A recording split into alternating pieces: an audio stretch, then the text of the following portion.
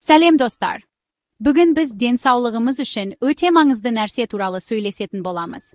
Бұл көпшілігіңізде бар болуы мүмкін, бірақ сіз оны білмеуіңіз де мүмкін. Біз қан қысымы туралы айтып отырмыз. Денеңізді үлкен қала деп елестетіңіз. Бұл қаладағы жолдар сіздің қан тамырларыңыз. Машиналар сіздің қаныңыз, олар оттегі мен коректік заттарды барлық жерге жеткізеді. Қан қысымы бұл машиналардың жол қабырғаларына түсіретін күші. Бұл қысым қажет. Ол бәрін қозғалыста ұстайды. Бірақ бұл қысым тым жоғары болса не болады? Бұл біз ұзақ және салауатты өмір сүру үшін жауап беруіміз керек сұрақ. Сонымен, қан қысымы дегеніміз не? Бұл сіздің қаныңыздың артерия қабырғаларына түсіретін қысымы. Артериялар бұл жүрегіңізден дененің басқа бөліктеріне қан тасымалдайтын тамырлар. Дәрігерлер оны екі санмен өлшейді. Мысалы, олар 120-дан 80 деп айтуы мүмкін. Бірінші сан систолалық қысым. Бұл жүрегіңіз соққан кездегі қысым. Екінші сан диастолалық қысым. Бұл жүрегіңіз соғу арасында демалған кездегі қысым. Қалыпты қан қысымы әдетте сынап бағанасы бойынша 120-дан 80 мм-ге жуық болады. Бұл сіздің жүрегіңіз бен тамырларыңыздың жақсы жұмыс істеп, денеңіздің қозғалысын біркелкі және тиімді ұстап тұрғанның белгісі. Енді жоғары қан қысымы, яғни дәрігерлер гипертония деп атайтын жағдайды талқылайық. Бұл артерия қабырғаларына қанның түсіретін күші үнемі тым жоғары болған кезде болады. Оны былай ойлап көріңіз. Егер біздің қала жолдарындағы машиналар қабырғаларға тым қатты қысым түсірсе, жолдар уақыт өте келе зақымдана бастайды. Сіздің денеңізде де дәл солай болады. Қан қысымыңыз жоғары болғанда, жүрегіңіз қанды айдау үшін әлде қайда көп жұмыс істеуге мәжбүр болады. Бұл қосымша жұмыс елеулі проблемаларға әкелуі мүмкін. Көптеген адамдарда гипертония болады және олар ешқандай белгілерді сезбейді. Сондықтан, оны жиі үнсіз өлтіруші деп атайды. Қан қысымыңызды үнемі тексеріп отыру өте маңызды. Мұны дәрігердің қабылдауында, немесе тіпті үйде қарапайым құрылғымен жасауға болады. Өз көрсеткіштеріңізді білу, денсаулығыңызды бақылауға алудың алғашқы қадамы. Егер көрсеткіштеріңіз жоғары болса, үрейленбеңіз. Оларды төмендету үшін көптеген нәрселерді істеуге болады.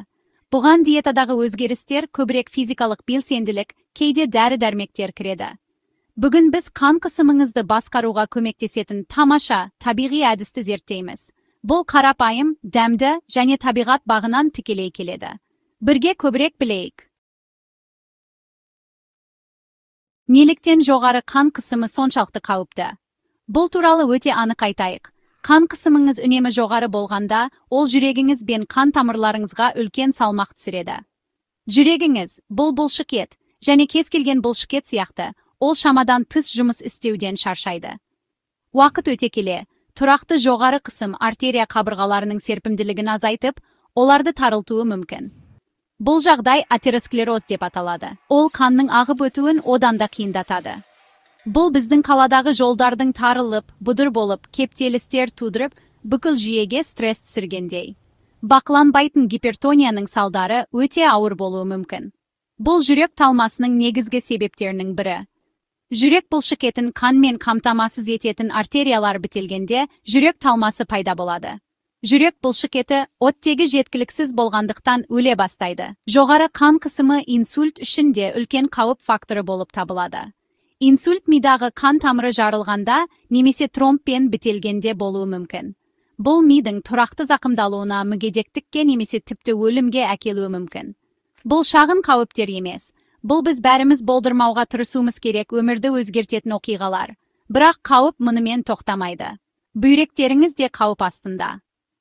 Бүйректер қаланың сүзгі зауыты сияқты, қаныңыздағы қалдықтарды тазартады. Оларда ұсақ қан тамырларының желісі бар. Жоғары қан қысымы бұл нәзік тамырларды зақымдап, бүйректеріңіздің өз жұмысын дұрыс орындауын қиындатуы мүмкін. Уақыт өте келе, бұл созылмалы бүйрек ауруына, немесе тіпті бүйрек жеткіліксіздігіне әкелуі мүмкін. Сүзгі жүйесі бұзылғандықтан, қаланың сумен жабдықталуы ластанғанын елестетіңіз. Бүйректеріңіз істен шыққанда денеңізде дәл осылай болады. Бұл өте ауыр жағдай. Сонымен қатар, жоғары қан қысымы көру қабілетіңізге де әсер етуі мүмкін. Көздерде торқабыққа қан жеткізетін өте кішкентай сезімтал қан тамырлары бар. Гипертония бұл тамырларды зақымдауы мүмкін. Бұл гипертензиялық ретинопатия деп аталатын жағдай. Бұл көздегі қан кетуге, көрудің бұлыңғырлануына және ауыр жағдайларда толық көру қабілетін жоғалтуға әкелуі мүмкін. Міне достар, жоғары қан қысымы монитордағы сан ғана емес екенін көріп отырсыздар. Бұл сіздің бүкіл денеңізге, жүрегіңізге, миыңызға, бүйректеріңізге және көздеріңізге елеулі қауіп төндіреді. Сондықтан әрекет ету жай ғана таңдау емес. Бұл қажеттілік. Енді жақсы жаңалық. Табиғат бізге жоғары қан қысымымен күресуге көмектесетін тамаша құрал берді. Мен қарапайым, кішіпейіл тамырлы көкөніс туралы айтып отырмын, қызылша. Бұл әдемі, қою қызыл көкөніс сіздің салатыңызға жай ғана түрлі түсті қосымша емес. Бұл сіздің жүрек қан тамырлары денсаулығыңызға керемет әсер ететін қоректік заттардың қайнар көзі. Ғалымдар қызылшаны жан-жақты зерттеді, және нәтижелері өте қызықты. Бұл көкөністе қан тамырларыңызды босаңсытып, кеңейтуге көмектесетін ерекше қосылыстар бар екен. Бұл қанның оңай ағуына мүмкіндік береді. Қызылшадағы сиқырлы ингредиент бейорганикалық нитраттардың жоғары концентрациясы. Қызылшаны жегенде немесе оның шырынын ішкенде, денеңіз бұл нитраттарды азот оксиді деп аталатын молекулаға айналдырады. Азот оксиді біздің денедегі өте маңызды сигналдық молекула. Оның негізгі міндеттерінің бірі вазодилататор ретінде әрекет ету. Бұл сіздің артерия қабырғаларындағы бұлшықеттерге босаңсуды айтады. Бұлшықеттер босаңсығанда артериялар кеңейеді. Қан тамырларының бұл кеңеюі қан қысымының төмендеуіне әкеледі. Бұл қарбалас тас жолда қосымша жолдарды ашқандай, трафиктің еркін ағуына мүмкіндік беріп, қысымды азайтады. Бірақ қызылшаның пайдасы нитраттармен шектелмейді. Бұл таңғажайып көкөніс басқа да пайдалы қоректік заттарға толы. Ол калийдің тамаша көзі. Бұл минерал денеңіздегі натрий деңгейін теңестіруге көмектеседі. Жоғары натрий қан қысымын арттыруы мүмкін. Сондықтан жеткілікті калий алу, салауатты тепе-теңдікті сақтау үшін өте маңызды. Қызылшада сонымен қатар бета-лайндер сияқты антиоксиданттар бар. Олар қызылшаға бай қызыл түс береді. Бұл антиоксиданттар қабынумен күресуге және жасушаларыңызды еркін радикалдардан туындаған зақымданудан қорғауға көмектеседі. Бұл сіздің қан тамырларыңыздың денсаулығын одан әрі қолдайды. Сонымен әсерін қаншалықты тез көруге болады. Зерттеулер көрсеткендей, бір стакан қызылша шырынын ішу бірнеше сағат ішінде қан қысымының айтарлықтай төмендеуіне әкелуі мүмкін. Әсері 24 сағатқа дейін созылуы мүмкін. Әрине, ұзақ мерзімді пайда үшін оны диетаңыздың тұрақты бөлігіне айналдыру маңызды. Оны жүрегіңіз үшін күнделікті, табиғи дәрі ретінде қарастырыңыз. Бұл сіздің жүрек қан тамырлары жүйесін қолдауға және қан қысымыңызды басқаруға белсенді қадам жасауға арналған қарапайым, қолжетімді және дәмді әдіс. Бұл шынымен де жерден біздің денсаулығымыз үшін берілген сыйлық. Өз қолыңызбен балғын қызылша шырынын жасау өте оңай. Сізге ешқандай ерекше дағдылар қажет емес. Тек бірнеше қарапайым ингредиенттер және шырын сыққыш немесе блендер. Бір порция үшін сізге 2 немесе 3 орташа мөлшердегі шикі қызылша қажет болады. Оларды кез келген кірді кетіру үшін мұқият жуу өте маңызды. Қаласаңыз, қабығын аршуға болады, бірақ қабығында көптеген қоректік заттар бар. Сондықтан қызылша жақсы тазартылған болса, оны қалдыру да жақсы нұсқа. Қызылшаны шырын сыққышқа немесе блендерге оңай сиятын кішкентай бөліктерге кесіңіз. Егер сіз шырын сыққышты қолдансаңыз, қызылша бөліктерін машинаға салыңыз.